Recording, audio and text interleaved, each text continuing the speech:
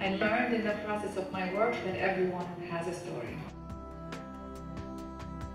I never will forget a woman in Rwanda that I met who 7 of her children died on top of her in one of the church massacres.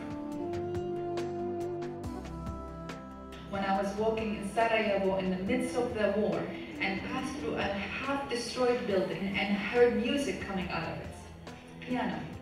And I stopped and I was like, what's going on in here? Wait, there's war in here and there are bullets and there's music coming out. I enter and it was the music school. And all the teachers, of course, were women. And when I talked to them, they said, this is our resistance. The Congolese woman, she had been raped by 8 men. She had, as in the process of being raped, she was seeing her 9-year-old, her 23 years old, and her 20-year-old girls also being raped next to her, also by so many men she did not know how many. And she looked at me and she said, you are the only one I told the story to. I've never told the story to anybody else before.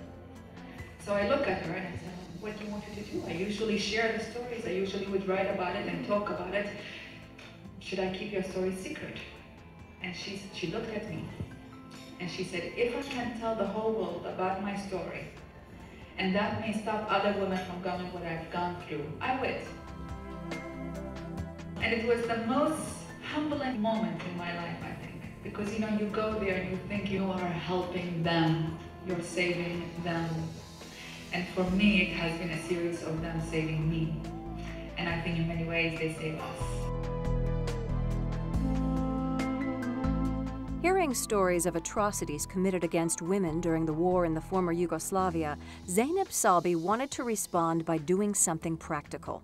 She learned that casualties among women and children outnumber casualties among combatants, and systematic rape is often used as a tactic of war, torture, and terrorism. So Zeynep organized a few friends to create sister-to-sister connections between sponsors in the United States and women survivors of war in Bosnia and Herzegovina. These connections marked the beginning of Women for Women International. Women for Women also expanded operations to other countries, including Iraq, Afghanistan, the Democratic Republic of the Congo, Sudan, Kosovo, Colombia, Nigeria, and Rwanda. The organization's 4-step year-long program now includes direct aid and sponsorship, job skills training, and business development support. The organization's expertise informs the international debate on the role of women in the rebuilding of families, communities, and nations in post-conflict societies.